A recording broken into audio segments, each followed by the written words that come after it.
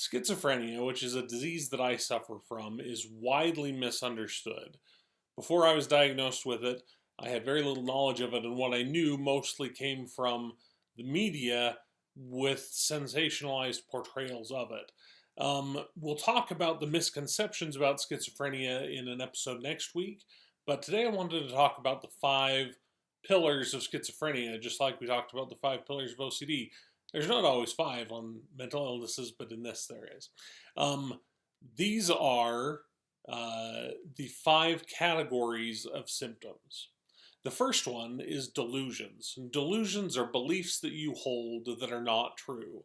Even when you're presented with evidence to the contrary, you still believe that it's not true. As an example, I am suspicious of the moon. It upsets me. I believe that it intends to do me harm. And of course, my rational mind says, well, that's silly. It's an inanimate object. It's a planet. It can't have any ill will for you. And my therapy and my antipsychotic medicine helps. But still, every night when I take my dog out to go to the bathroom in the backyard and I see that moon out, it makes me nervous. That's a delusion. Number 2 is hallucinations. Hallucinations is pretty straightforward. Hallucinations are if a delusion is believing something that's not true, a hallucination is seeing something that's not there, or experiencing something that's not there. Because they can be auditory, they can be sense, they can be tastes, they can be touch. You can feel like you have spiders crawling on your skin. I have 3 main hallucinations that are under pretty much total control, but they are, I have a hallucination, an auditory hallucination, that my dog, who died 5 months ago, is talking to me. I have her call my name. The second one is that I hear a song, the same song all the time, always playing in the background. That's been going on for a long time. I know the song very well now. And the third one is that I have a visual hallucination that there is a 1920s era flapper standing in my peripheral vision off to my left. I can say right now, none of these hallucinations are taking place because I've got them pretty well controlled with medicine and with therapy. The third pillar of schizophrenia is disorganized behavior.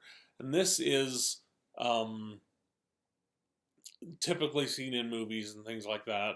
It is a person muttering to themselves. It's an umbrella term that covers a lot of unusual behaviors that schizophrenia sufferers deal with. It can be poor hygiene. It can be socially inappropriate behavior, yelling things at the wrong time. It might be that you wear clothes that are inappropriate for the setting. So you might wear a heavy parka in the summertime. You might wear a male wearing women's makeup. These kind of things can be under the heading of disorganized behavior. Fourth is disorganized speech. This is often described as word salad. A sufferer with disorganized speech has cognitive trouble organizing their thoughts, and they come out stuttering or muttering. They might jump quickly from one topic to another topic. They might repeat words or phrases over and over again, or rhyme unnecessarily. It is just weird language that comes out of somebody with disorganized speech.